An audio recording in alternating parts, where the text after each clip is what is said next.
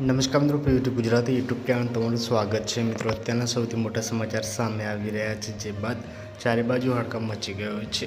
શું છે સંપૂર્ણ મામલો આજના વિડીયોમાં જણાવશું। વિડીયોમાં અંત સુધી બન્યા રહેજો। આપને જણાવી દઉં મિત્રો, પતિ પત્નીના આડા સંબંધોથી કંટાળીને પતિનો આપઘાત ખૂબ જ મોટી દુઃખદ ખબર સામે આવી છે।